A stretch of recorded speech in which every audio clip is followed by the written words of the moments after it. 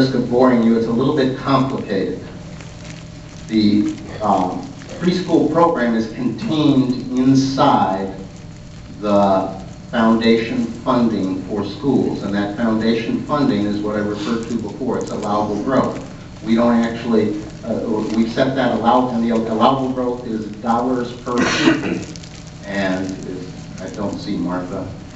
Wave your, Martha, if I get this wrong, kind of wave your hand and say, hello.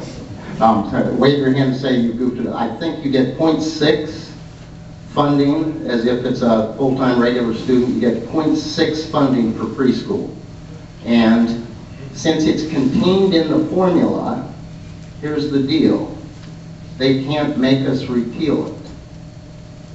They can do zero allowable growth, but it doesn't take preschool out of the foundation formula. So it's still going to be there. So the question is later, so allowable growth sets that number by which school budgets can grow, and that's all based on a per pupil basis.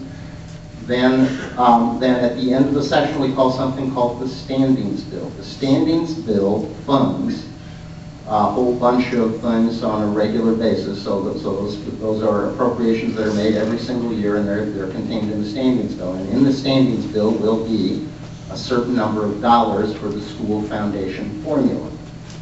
And that formula includes preschool.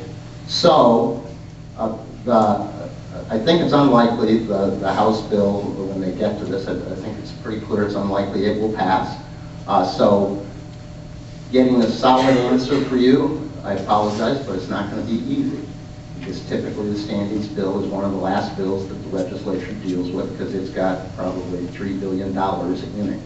Out of the $6 billion budget, it'll have about $3 billion of the dollars, the vast majority of that K-12 education. So that'll be coming sometime in April, and you won't know for sure whether it's going to be fully funded. We intend to fully fund it, but we don't know whether the other side intends to fully fund it. We don't know whether the governor will sign it if it's fully funded. So I apologize, but I don't have a solid answer for you.